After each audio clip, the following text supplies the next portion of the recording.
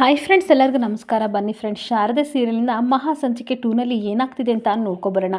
ಅದಕ್ಕೂ ಮುಂಚೆ ಯಾರೆಲ್ಲ ನನ್ನ ವಿಡಿಯೋ ನೋಡ್ತಾ ಇದ್ರೆ ಫ್ರೆಂಡ್ಸ್, ಅವರೆಲ್ಲ ಪುಟ್ಟದೊಂದು ಲೈಕ್ ಮಾಡಿ ಹಾಗೆ ಫಾಲೋ ಮಾಡೋದನ್ನು ಮರಿಬೇಡಿ. ಬನ್ನಿ ಸ್ಟಾರ್ಟ್ ಮಾಡೋಣ. ಫ್ರೆಂಡ್ಸ್, ಮೊದಲಿಗೆ ಇಲ್ಲಿ ಮಾಯಾ ಮತ್ತು ಪಕ್ಕರು ಇಬ್ಬರು ಸಹ ಪಾಲಾಕ್ಷನ ಫಾಲೋ ಮಾಡ್ಕೊಂಡು ಬಂದರೆ ಪಾಲಾಕ್ಷ ಡೈರೆಕ್ಟಾಗಿ ಪಾರಿಜಾತ ಮನೆ ಹತ್ರನೇ ಬಂದು ಬೈಕ್ನ ನಿಲ್ಲಿಸ್ಬಿಡ್ತಾನೆ.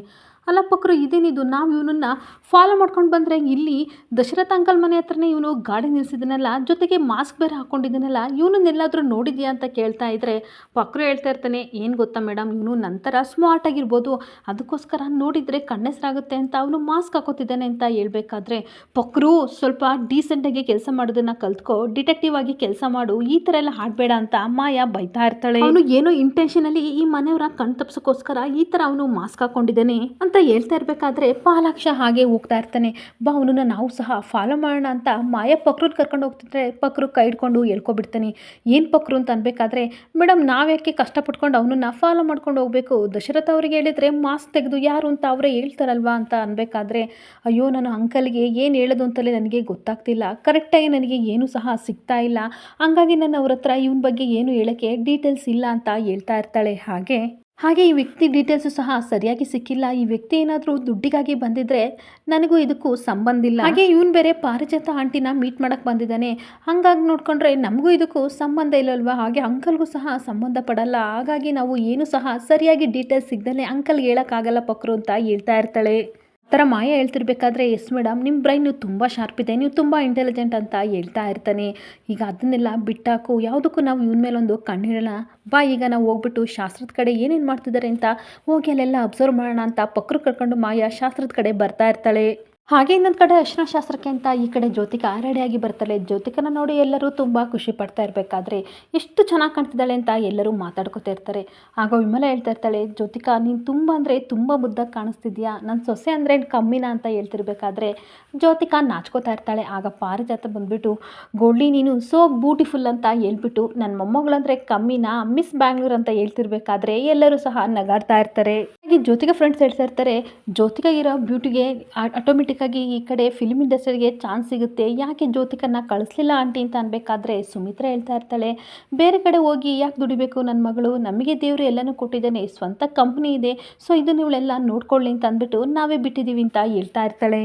ಹಾಗೆ ಜ್ಯೋತಿಕಾ ಹೇಳ್ತಿರ್ತಾಳೆ, ಎಲ್ಲರೂ ಇಲ್ಲೇನು ಮಾಡ್ತಿದ್ದೀರಾ ಅಂತ ಅಂದಾಗ ಪಾರಿಜಾತ ಹೇಳ್ತಾ ಇರ್ತಾಳೆ, ಇದು ಅರಿಶಿನ ಕುಟ್ಟುವ ಶಾಸ್ತ್ರ, ನೋಡಿ ಇದರೊಳಗಡೆ ಅರಿಶಿನ ಹಾಕ್ಬಿಟ್ಟು ಒಂದು ಕಿಲು ಚೆನ್ನಾಗಿ ಕುಟ್ಟಿ ಆಮೇಲೆ ನೀರಲ್ಲಿ ಕಲಸಿ ಮದುಮಕ್ಕಳಿಗೆ ಹಚ್ಚೋ ಶಾಸ್ತ್ರ ಮಾಡ್ತಿದ್ದೀವಿ ಅಂತ ಅಂದಾಗ, ಓ ಹೌದಾ, ಹಾಗಾದರೆ ಇದಕ್ಕೆ ನಾನು ಬೇಡ ಅಲ್ವಾ ಅಂತ ಅಂದಾಗ, ವಿಮಲ ನೀನೇನಿದ್ರು ಅರಿಶಿನ ಹಚ್ಕೊಳ್ಳೋಕ್ಕಷ್ಟೇ, ಕುಟ್ಟಕ್ಕೆಲ್ಲ ನೀನು ಬೇಡ ಅಂದಾಗ, ಸರಿ ಗ್ರ್ಯಾಂಡಿ, ನಾನು ಹಾಗಾದರೆ ಆ ಕಡೆ ಹೋಗಿ ಸ್ವಲ್ಪ ಸೆಲ್ಫಿ ಎಲ್ಲ ತೆಗೆಸ್ಕೊತೀನಿ ಅಂತ ಹೇಳ್ತಿರ್ಬೇಕಾದ್ರೆ, ಸರಿ ನೀನು ಹುಷಾರಾಗಿ ಹೋಗು, ನಾವು ಕರೆದ್ಮೇಲೆ ಬನ್ನಿ ಅಂತ ಈ ಕಡೆ ಜ್ಯೋತಿಕನ ಕಳಿಸ್ತಾ ಇರ್ತಾರೆ.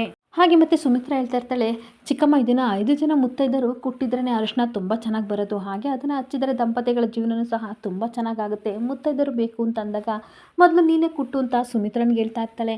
ಹಾಗೆ ವಿಮಲ, ನಿನ್ನ ಕೈಲಾದರೆ ನೀನು ಕುಟ್ಟು ಅಂತ ಅನ್ಬೇಕಾದ್ರೆ, ಆಗಲ್ಲ ಚಿಕ್ಕಮ್ಮ, ಈ ವೇಲ್ಚೇರ್ ಇಟ್ಕೊಂಡು ನಾನು ಕುಟ್ಟೋಕ್ಕಾಗಲ್ಲ, ನನ್ನ ಬದಲು ಸುಮಿತ್ರನೇ ಎಲ್ಲ ಮಾಡಲಿ ಅಂತ ಹೇಳ್ತಾ ಇರ್ತಾಳೆ. ಹಾಗೆ ಅರಿಶಿನ ಕುಟ್ಟಕ್ಕೆ ಅಂತ ಸುಮಿತ್ರಾ ಬಂದಾಗ, ಅತ್ತೆ ನೀವೊಂದು ಈ ಕಡೆ ಇದನ್ನು ಇಟ್ಕೊಳ್ಳಿ ಅಂತ ಹೇಳ್ಬಿಟ್ಟು ಒನಕೆನ ಕೊಡ್ತಿರ್ಬೇಕಾದ್ರೆ, ಶಾರದಾ ನೀನು ಬಾ ಪುಟ್ಟ ಅಂತ ಕರಿತಿರ್ಬೇಕಾದ್ರೆ ಅವಳು ಏನಕ್ಕೆ ಅಂತ ಬೈತಾ ಇರ್ತಾಳೆ. ಅಲ್ಲ ಅವಳು ಗಂಡನ ಬಿಟ್ಟವಳ್ತಾನೆ, ಅವಳು ನೀನು ಕರಿತಿದ್ಯಾ, ಒಳ್ಳೇದಾಗುತ್ತಾ ಅಂತ ಅನ್ಬೇಕಾದ್ರೆ ಎಲ್ಲರೂ ಶಾಕ್ ಆಗಿ ಪಾರಿಜಾತ ಮುಖನ ನೋಡ್ತಿದ್ರೆ ಈ ಕಡೆ ಶಾರದನಿಗೆ ತುಂಬ ಬೇಜಾರಾಗ್ತಾ ಇರುತ್ತೆ. ಅಷ್ಟೊತ್ತಿಗೆ ಅತ್ತೆ ಯಾಕತ್ತೆ ಹೆಂಗಂತೀರಾ, ಅವಳು ಮೊದಲು ಮದುವೆ ಆದಳಲ್ವಾ, ಬಿಡಿ ಬಂದು ಅರಿಶಿನ ಕುಟ್ಲಿ ಅಂತ ಅನ್ಬೇಕಾದ್ರೆ, ನನಗೆ ಅದೆಲ್ಲ ಗೊತ್ತಿಲ್ಲ ಕಣೆ ಸುಮಿತ್ರಾ, ನೀನು ನನ್ನ ಮೊಮ್ಮಗಳಿಗೆ ಒಳ್ಳೇದಾಗಬೇಕಷ್ಟೇ, ನೀನು ಇವಳ ಕೈಲಿ ಯಾವುದೇ ಶಾಸ್ತ್ರನೂ ಮಾಡಿಸ್ಬಾರ್ದು ಅಂತ ಖಡಖಂಡಿತವಾಗಿ ಹೇಳ್ತಾ ಇರ್ತಾಳೆ. ಆಗ ತುಂಬ ಬೇಜಾರು ಮಾಡಿಕೊಂಡು ಶಾರದಾ ಹೇಳ್ತಾ ಇರ್ತಾಳೆ, ಅಮ್ಮ ನೀವು ಶಾಸ್ತ್ರ ಮಾಡಿದ್ರೇನು ನಾನು ಮಾಡಿದ್ರೇನು, ಈ ಕಡೆ ಪಾರಿಜಾತ ಮೇಡಮ್ ಹೇಳಿದ್ದು ಕರೆಕ್ಟ್ ಆಗಿದೆ, ನಾನು ಮುತ್ತೈದೆ ಅಂತ ಅನ್ನಿಸ್ಕೊಳ್ಳೋಲ್ವಲ್ಲ ಅಂತ ಬೇಜಾರು ಮಾಡ್ಕೊಂಡು ಹೇಳ್ತಿರ್ಬೇಕಾದ್ರೆ ಸುಮಿತ್ರನಿಗೆ ತುಂಬ ಬೇಜಾರಾಗ್ತಾ ಇರುತ್ತೆ. ಅಂತೂ ಇಂತೂ ಇವಾಗಲಾದರೂ ನಿನಗೆ ಅರ್ಥ ಆಯ್ತಲ್ವ ಅಂದಾಗ, ಸಾರಿ ಮೇಡಮ್ ಅಂತ ಸುಮ್ಮನಾದಾಗ, ಅಯ್ಯೋ ಚಿಕ್ಕಮ್ಮ ಇಲ್ಲಿರೋ ಮುತ್ತೈದರನ್ನೇ ಕರೀರಿ ಅಂತ ವಿಮಲ ಹೇಳ್ತಿರ್ಬೇಕಾದ್ರೆ, ಏ ಸರೋಜಾ ಬಾರೆ, ಯಶೋಧ ಬಾರೆ, ನೀನು ಬಾರೆ ಅಂತ ಕರೆದು ಅವ್ರನ್ನೆಲ್ಲ ಮುತ್ತೈದರನ್ನ ಕರೆದು ಈ ಕಡೆ ಅರಿಶಿನ ಕುಟ್ಟೋ ಶಾಸ್ತ್ರನ ಮಾಡ್ತಾ ಇರ್ತಾರೆ.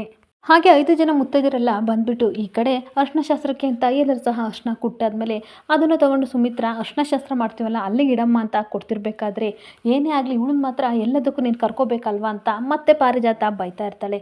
ಆಗ ತಾತ ಹೇಳ್ತಾ ಇರ್ತಾರೆ, ಇವಳ ಮಾತು ನೀನು ತಲೆ ಕೆಡಿಸ್ಕೋಬೇಡ, ತಗೊಂಡು ಹೋಗಮ್ಮ ಅರಿಶಿನವ ಅಂತ ಶಾರದಾ ಕೈಲಿ ಅರಿಶಿನ ಕೊಟ್ಬಿಟ್ಟು ಕಳಿಸ್ತಾ ಇರ್ತಾರೆ. ಇನ್ನೊಂದು ಕಡೆ ಜ್ಯೋತಿಕಾ ಮತ್ತು ಜ್ಯೋತಿಕಾ ಫ್ರೆಂಡ್ ಎಲ್ಲರೂ ಸಹ ಬಂದು ಅರಿಶಿನ ಶಾಸ್ತ್ರ ಮಾಡೋ ಜಾಗನ ನೋಡಿ ತುಂಬ ಖುಷಿ ಪಡ್ತಾ ಇರ್ತಾರೆ.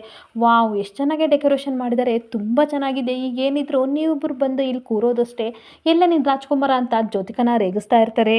ಆಗ ಜ್ಯೋತಿಕಾ ಹೇಳ್ತಿರ್ತಾಳೆ, I think is getting ready ಅಂತ ಅಂದಾಗ, ಏನೇ ಹನಿಮೂನ್ಗೆ ಎಲ್ಲಿ ಹೋಗ್ತೀನಿ ಅಂತ ಹೇಳಲೇ ಇಲ್ವಲ್ಲೇ, ಎಲ್ಲಿಗೆ ಪ್ಲ್ಯಾನ್ ಮಾಡಿದ್ದೀರಾ ಅಂತ ಎಲ್ಲ ಫ್ರೆಂಡ್ಸು ರೇಗ್ತಾ ಇರಬೇಕಾದ್ರೆ, ಸುಮ್ಮನೆ ಇರ್ರೆ ನಮ್ಮನ್ನು ರೇಗಿಸ್ಬೇಡಿ ಅಂತ ಜೋ ಹೇಳ್ತಿರ್ಬೇಕಾದ್ರೆ, ನಮಗೂ ಟಿಕೆಟ್ ಬುಕ್ ಮಾಡಿ ನಾವು ಬರ್ತೀವಿ ಅಂತ ಮತ್ತೆ ಎಲ್ಲ ಫ್ರೆಂಡ್ಸು ಸಹ ಅವಳನ್ನ ಕಾಲೆಳಿತಾ ಇರ್ತಾರೆ. ಮತ್ತೆ ಹೇಳೆ ಎಲ್ಲಿಗೆ ಹೋಗ್ತಿದ್ದೆ ಹೇಳೆ, ನಾವೇನು ಬರಲ್ಲ ಹೇಳೆ ಅಂತ ಅನ್ಬೇಕಾದ್ರೆ, ಏನು ಹೇಳೋಕ್ಕೆ ಅಂತ ಹೋಗ್ತಿದ್ಗಳು ಸಡನ್ನಾಗಿ ಪಾಲಾಕ್ಷನ ನೋಡ್ತಾಳೆ. ಇದ್ಯಾರಿದು ಮಾಸ್ಕ್ ಎಲ್ಲ ಹಾಕೊಂಡು ಬಂದಿರೋದು ಅಂತ ಅನ್ಬೇಕಾದ್ರೆ, ಪಾಲಾಕ್ಷ ತನ್ನ ಮುಖನ ತೋರಿಸ್ಬಿಟ್ಟು ಹಾಗೆ ಜ್ಯೂಸ್ ಇಟ್ಕೊಬರೋ ರೀತಿ ಬರ್ತಾ ಇರ್ತಾನೆ. ಅವನನ್ನ ನೋಡಿ ಶಾಕ್ ಆಗ್ತಾಳೆ. ಹಾಗೆ ಒಂದು ಕ್ಷಣ ತುಂಬ ಖುಷಿ ಪಡ್ತಾಳೆ, ನಮ್ಮ ಅಪ್ಪ ಬಂದಿದ್ದಾರಲ್ವಾ. ಆದರೆ ತಾತ ಮತ್ತೆ ಈ ಕಡೆ ಅಪ್ಪ ನೋಡಿದರೆ ಏನಪ್ಪ ಮಾಡೋದು, ಇಷ್ಟು ಧೈರ್ಯವಾಗಿ ಒಳಗಡೆ ಬಂದಿದ್ದಾರಲ್ಲ ಅಂತ ಯೋಚನೆ ಮಾಡ್ತಿದ್ರೆ, ತನ್ನ ಫ್ರೆಂಡ್ಸ್ ಎಲ್ಲ ಮತ್ತೆ ಕಾಲೆಳಿತಾ ಇರ್ತಾರೆ. ಯಾವ ಜಗತ್ತಕ್ಕೆ ಹೋದೆ, ಆಲ್ರೆಡಿ ಡುಯೆಟ್ ಆಡ್ತಿದ್ದೇನೆ, ಬಾರೆ ಈ ಜಗತ್ತಿಗೆ ಅದೇನು ಹೇಳಿ ಅಂತ ಮತ್ತೆ ಮತ್ತೆ ಕೇಳ್ತಾ ಇರ್ತಾರೆ. ಇನ್ನೊಂದು ಕಡೆ ಪಾಲಾಕ್ಷ ಜ್ಯೂಸ್ ತಗೊಂಡು ಬರ್ತಿರ್ಬೇಕಾದ್ರೆ ಈ ಕಡೆ ತಾತ ಶಿವನಾರಾಯಣ ಅವರು ನೋಡ್ತಾರೆ, ಇದ್ಯಾರಿದು ಈ ಥರ ಜ್ಯೂಸ್ ತೊಗೊಂಡು ಹೋಗ್ತಿದ್ದಾರೆ ದಶರಥ ಅಂತ ಅನ್ಬೇಕಾದ್ರೆ, ಅಷ್ಟೊತ್ತಿಗೆ ಮುರಳಿ ಹೇಳ್ತಾ ಇರ್ತಾನೆ, ಅವರು ಕೇಟ್ರಿಂಗ್ ಕಡೆಯವರು ಅಂತ ಅನಿಸುತ್ತೆ, ತುಂಬ ಚೆನ್ನಾಗಿ ಅಡುಗೆ ಮಾಡ್ತಾರೆ, ಎಲ್ಲಿಂದ ಇಟ್ಕೊಬಂದ್ರಿ ಬಾವ ಅಂತ ಅನ್ಬೇಕಾದ್ರೆ, ಅವ್ರು ನನಗೆ ಗೊತ್ತಿರೋರು, ಅದಕ್ಕೆ ನಾನು ಕರ್ಕೊಬಂದೆ ಎಂದಾಗ, ಇಡ್ಲಿ ಸಾಂಬಾರು ವಡೆ ಎಲ್ಲ ತುಂಬ ಚೆನ್ನಾಗಿ ಮಾಡಿದರು. ಈ ಕಡೆ ಬಂದಿರೋ ಇಂಟ್ರೆಸ್ಟ್ ಎಲ್ಲ ನೋಡಿ ಮದುವೆನ ನೆನ್ಪಿಟ್ಕೋತಾರೋ ಗೊತ್ತಿಲ್ವ, ಆದರೆ ಊಟ ಮಾತ್ರ ಚೆನ್ನಾಗಿ ನೆನ್ಪಿಟ್ಕೋತಾರೆ ಅಲ್ವಾ ಅಂತ ಅಂದಾಗ, ಅದು ಮನುಷ್ಯನ ಸಹಜನ ಗುಣ, ಇದನ್ನೆಲ್ಲ ನಾವು ಮಾಡಲೇಬೇಕಲ್ವಾ ಮುರಳಿ ಬಾವ ಅಂತ ಹೇಳ್ತಾ ಇರ್ತಾನೆ. ಹಾಗೆ ದಶರಥ ಹೇಳ್ತಿರ್ತಾನೆ, ನಮ್ಮ ಆಫೀಸ್ ಮ್ಯಾನೇಜರು ಈ ಕೇಟ್ರಿಂಗ್ ನಂಬರ್ ಕೊಟ್ಟಿದ್ರು, ನಾನು ಅವ್ರನ್ನ ಕರೆದೆ ಅಂತ ಅನ್ಬೇಕಾದ್ರೆ, ಎಲ್ಲರಿಗಿನ ಜವಾಬ್ದಾರಿ ನಿಮಗೆ ಅಲ್ವಾ ಭಾವ ಅಂತ ಮುರಳಿ ಕೇಳ್ತಿರ್ಬೇಕಾದ್ರೆ, ಹೌದು ನನ್ನನ್ನೇ ತಾನೇ ಎಲ್ಲರೂ ಕರೆಯೋದು ಅಂತ ದಶರಥ ಹೇಳ್ತಾ ಇರ್ತಾನೆ. ಹಾಗೆ ನಿಮ್ಮ ಜೊತೆ ಮಾತಾಡೋಕ್ಕೂ ಹಾಗೆ ನೋಡೋಕ್ಕೂ ಎಲ್ಲರಿಗೂ ನಿಮ್ಮನ್ನೇ ಕರೀತಾರೆ ಬಿಡಿ ಅಂತ ಅಂದಾಗ, ಹೌದು ಹೌದು ನನ್ನ ಹತ್ರ ಟೈಮ್ ಇಲ್ಲ ಅಂತ ದಶರಥ ಹೇಳ್ತಿರ್ಬೇಕಾದ್ರೆ, ತಾತ ಹೇಳ್ತಾ ಇರ್ತಾರೆ, ನೀವಿಬ್ರು ಮಾತಾಡ್ತೀರಿ, ನನ್ನ ಫ್ರೆಂಡ್ಸ್ ಬಂದಿದ್ದಾನೆ, ನಾನು ಮಾತಾಡ್ಸ್ಕೊ ಬರ್ತೀನಿ ಅಂತ ಅಲ್ಲಿಂದ ಹೊರಟು ಹೋಗ್ತಾ ಇರ್ತಾರೆ. ಹಾಗೆ ಇನ್ನೊಂದು ಕಡೆ ಮಾಯಾ ಈ ಕಡೆ ಪಾಲಾಕ್ಷನ ಹುಡ್ಕೊಂಡು ಬರ್ತಿರ್ಬೇಕಾದ್ರೆ, ಎಲ್ಲೋ ಹೋದ ಕಾರಣ ಗೊತ್ತಿಲ್ಲ ಈ ಮಾಸ್ಕ್ ಮ್ಯಾನು ಹುಡ್ಕೋ ಪಕ್ರು ಅಂತ ಹೇಳ್ತಿರ್ಬೇಕಾದ್ರೆ, ಅಷ್ಟೊತ್ತಿಗೆ ತಾತ ಶಿವನಾರಾಯಣ್ ಬರ್ತಾರೆ. ಮಾಯಾ ನೀವು ಬಂದಿದ್ದು ತುಂಬ ಒಳ್ಳೇದಾಯಿತು ಕಣಮ್ಮ, ನಮಗಂತೂ ತುಂಬ ಖುಷಿ ಆಗ್ತಿದೆ, ಮದುವೆ ಮನೇಲಿ ಈ ಥರ ಹೆಣ್ಮಕ್ಳು ಓಡಾಡ್ತಿದ್ರೆ ತುಂಬ ಖುಷಿ ಆಗುತ್ತೆ ಅಂದಾಗ, ಪಕ್ರು ಹೇಳ್ತಾ ಇರ್ತಾನೆ, ಗಂಡು ಮಕ್ಳು ಓಡಾಡಬಾರ್ದ ಅಂಕಲ್, ಹಾಗಾದರೆ ಖುಷಿ ಆಗಲ್ವಾ ಅಂದಾಗ, ನಿನ್ನಂತ ಚಿಕ್ಕ ಮಕ್ಕಳು ಓಡಾಡ್ತಿದ್ರೆ ಇನ್ನೂ ಖುಷಿ ಆಗುತ್ತೆ ಕಣಪ್ಪ ಅಂತ ಅಂದಾಗ, ಈ ತಾತ ಒಂದು ನನ್ನನ್ನು ಚಿಕ್ಕ ಮಗು ಅಂತ ಅನ್ಕೊಬಿಟ್ಟಿದ್ದೆ, ಅದು ಮೇಡಮ್ ಮುಂದೆ ನನ್ನನ್ನು ತುಂಬ ಇನ್ಸಲ್ಟ್ ಮಾಡಿದ್ರು ಅಂತ ಪಕ್ರು ಬೈಕೋತಾ ಇರ್ತಾನೆ. ಅಂಕಲ್ ನಿಮ್ಮ ಮನೆ ನೋಡಿ ನನಗೆ ತುಂಬ ಖುಷಿ ಆಯಿತು, ನಿಮ್ಮ ತುಂಬ ಕುಟುಂಬ ನೋಡಿ ನನಗೆ ತುಂಬ ಖುಷಿ ಆಯಿತು, ಈ ಮದುವೆ ಮುಗಿಯೋವರೆಗೂ ನಿಮ್ಮ ಮನೇಲಿ ನಾನು ಒಬ್ಬಳಾಗಿ ಇರ್ತೀನಿ ಅಂತ ಅಂದಾಗ, ಧಾರಾಳವಾಗಿರಮ್ಮ, ನಿನ್ನನ್ನು ಯಾರು ಹೋಗು ಅಂತ ಅನ್ನೋರು, ನನ್ನ ಫ್ರೆಂಡ್ ಬಂದಿದ್ದಾರೆ ಮಾತಾಡ್ಸ್ಕೊ ಬರ್ತೀನಿ ಅಂತ ತಾತ ಹೋಗ್ತಾ ಇರ್ತಾರೆ. ಅಷ್ಟೊತ್ತಿಗೆ ಮತ್ತೆ ಪಕ್ರು ಎಲ್ಲೋ ಇದು ಮಾಸ್ಕ್ ಮ್ಯಾನ್ ಎಲ್ಲೋ ಅಂತ ಅನ್ಬೇಕಾದ್ರೆ, ಅಲ್ಲ ಮೇಡಮ್ ನನ್ನನ್ನು ಆ ಅಂಕಲ್ ನನ್ನನ್ನು ಇನ್ಸಲ್ಟ್ ಮಾಡಿದ್ರಲ್ಲ, ಚಿಕ್ಕ ಮಗು ಅಂದ್ರಲ್ಲ, ತುಂಬ ಬೇಜಾರಾಗ್ತೈತೆ ಅಂತ ಅನ್ಬೇಕಾದ್ರೆ, ಬಿಡೋ ಅದನ್ನು ತಲೆ ಕೆಡಿಸ್ಕೋಬೇಡ, ಮೊದಲು ಮಾಸ್ಕ್ ಮ್ಯಾನ್ ಹುಡ್ಕೋ ಅಂತ ಹೇಳ್ತಿರ್ಬೇಕಾದ್ರೆ, ದಶರಥ ಕಣ್ಸನ್ನೆ ಮಾಡಿಬಿಟ್ಟು ಮಾಯನ ಈ ಕಡೆ ಬಾ ಅಂತ ಕರಿತಾ ಇರ್ತಾನೆ. ಹಾಗೆ ಮಾಯನೂ ಸಹ ಬರ್ತಾ ಇರಬೇಕಾದ್ರೆ, ಅವರಿಬ್ಬರನ್ನ ಅಬ್ಸರ್ವ್ ಮಾಡಿ ಮುರಳಿ, ಕಳ್ಳ ಬಾವ ಹೋಗ್ತಾ ಇದೆಯೇ ಹೋಗು, ಅಕ್ಕನಿಗೇನಾದ್ರು ಗೊತ್ತಾದರೆ ನಿನಗೈತೆ ಮಾರಿ ಹಬ್ಬ ಅಂತ ಒಳೊಳಗೆ ನಗಾಡ್ತಾ ಇರ್ತಾನೆ. ಹಾಗೆ ಇನ್ನೊಂದು ಕಡೆ ಶಾರದಾ ಅರ್ಶಿನ ತೊಗೊಂಡು ಬರ್ತಾ ಇರಬೇಕಾದ್ರೆ, ಜ್ಯೋತಿಕಾ ಫ್ರೆಂಡು ಬೇಕು ಅಂತ ಕಾಲು ಅಡ್ಡ ಕೊಟ್ಟಾಗ ಅವಳು ಸಡನ್ನಾಗಿ ಬಿದ್ದುಬಿಡೋಕ್ಕೆ ಅಂತ ಹೋಗ್ತಿರ್ಬೇಕಾದ್ರೆ, ಸಿದ್ದು ಬಂದು ಅವಳ ಕೈನ ಹಿಡ್ಕೊಬಿಡ್ತಾನೆ. ಹಾಗೆ ಇಬ್ಬರು ಒಬ್ಬರ ಮುಖ ಒಬ್ಬರು ನೋಡ್ತಾ ಇರಬೇಕಾದ್ರೆ, ಅರ್ಶಿನ ಎಲ್ಲ ಬಂದು ಸಿದ್ದು ಮತ್ತು ಶಾರದಾ ಮೈ ಮೇಲೆ ಚೆಲ್ಬಿಡುತ್ತೆ. ಹಾಗೆ ಇಬ್ಬರು ಒಬ್ಬೊಬ್ಬರು ಕಣ್ಣಲ್ಲೇ ಕಣ್ಣಿಟ್ಟು ನೋಡ್ತಾ ಇರಬೇಕಾದ್ರೆ, ಜ್ಯೋತಿಕನಿಗೆ ತುಂಬ ಶಾಕ್ ಆಗ್ತಾ ಇರುತ್ತೆ. ಹಾಗೆ ತುಂಬ ಕೋಪ ಮಾಡಿಕೊಂಡು ಈ ಕಡೆ ಶಾರದಾ ಕೈನ ಹಿಡಿದು ಜೋರಾಗಿ ಎಳೆದ್ಬಿಡ್ತಾಳೆ. ಅವಳು ಇನ್ನೇನು ಬೀಳಬೇಕು ಅಷ್ಟೊತ್ತಿಗೆ ಹಾಗೆ ಎದ್ದು ನಿಂತ್ಕೊಬಿಟ್ಟಾಗ ಬೈತಾ ಇರ್ತಾಳೆ, ಏನೇ ಮಾಡಿದ್ಯಾ ನೀನು ಅಂತ ಬೈತಿರ್ಬೇಕಾದ್ರೆ, ಪಾರಿಜಾತನು ಬಂದು ಮದುಮಕ್ಕಳಿಗೆ ಹಚ್ಬೇಕಾದ್ರೆ ಅರ್ಶಿನ ಈ ಥರ ಚೆಲ್ಲಿದೆಯಲ್ಲ, ನಿನ್ನ ತಲೆಯಲ್ಲಿ ಬುದ್ಧಿ ಇಲ್ವೇನೆ ಅಂತ ಬಾಯಿ ಬಂದಾಗೆ ಬೈದ್ಬಿಟ್ಟು, ಹೋಗಿ ಅರ್ಶಿನ ಎಲ್ಲನೂ ಸಿದ್ದು ಮೇಲೆ ಚೆಲ್ಲಿದೆಯಲ್ಲೇ, ನಿನಗೆ ಏನೇ ಆಗಿದೆ ಅಂತ ಬೈತಾ ಇರಬೇಕಾದ್ರೆ, ಶಾರದಾ ಮಾತ್ರ ಎದ್ರುಕೊಂಡು ಹಾಗೆ ನಿಂತಿದ್ರೆ, ಈ ಕಡೆ ಜ್ಯೋತಿಕಾ ಫ್ರೆಂಡ್ಸು ಮಜಾ ತಗೋತಾ ಇರ್ತಾರೆ. ಹಾಗೆ ಮತ್ತೆ ಜ್ಯೋತಿಕಾ ಹೇಳ್ತಾ ಇರ್ತಾಳೆ, ಪ್ರತಿಯೊಂದು ಶಾಸ್ತ್ರದಲ್ಲೂ ಏನಿದ್ರೂ ಸಹ ಅಪಶಕನ ಮಾಡ್ತಾ ಇರ್ತೀಯಲ್ಲ, ಯಾವಾಗಲೂ ಈ ರೀತಿ ಮಾಡ್ತೀಯಲ್ಲ, ಏನೇ ಆಗಿದೆ ನಿನಗೆ ಅಂತ ಜೋರಾಗಿ ಬೈತಾ ಇರ್ತಾಳೆ. ಆಗ ಶಾರದಾ ಹೇಳ್ತಿರ್ತಾಳೆ, ನಾನು ಸರಿಯಾಗಿ ನೋಡ್ಕೊಂಡು ಬರ್ತಿದ್ದೆ, ಇವರು ಕಾಲು ಅಡ್ಡ ಕೊಟ್ಟರು, ಹಂಗಾಗಿ ಅರ್ಶಿನ ಚೆಲ್ತು ಅಂತ ಅನ್ಬೇಕಾದ್ರೆ, ಏನು ನಾನು ಸರಿಯಾಗಿ ಇದ್ದೆ ಆಯಿತಾ, ನಾನು ನಿನಗೆ ಕಾಲು ಅಡ್ಡ ಕೊಡಲಿಲ್ಲ, ನಾನು ಜ್ಯೋತಿಕನ ಜೊತೆ ಮಾತಾಡ್ತಿದ್ದೆ ಅಲ್ವಾ ಜೋ, ನೋಡಿ ಇವಳು ಸುಳ್ಳು ಹೇಳ್ತಿದ್ದಾಳೆ, ನನ್ನ ಮೇಲೆ ಅಪರಾಧ ಮಾಡ್ತಿದ್ದಾಳೆ, ಅಪರಾಧನ ವಹಿಸ್ತಾ ಇದ್ದಾಳೆ, ನಾನಂತ ಕೆಲಸ ಮಾಡ್ತೀನ, ನಿನ್ನ ಫ್ರೆಂಡ್ ಅಲ್ವಾ ನಾನು ಅಂತ ಜ್ಯೋತಿಕನ ಫ್ರೆಂಡು ಹೇಳ್ತಾ ಇರ್ತಾಳೆ.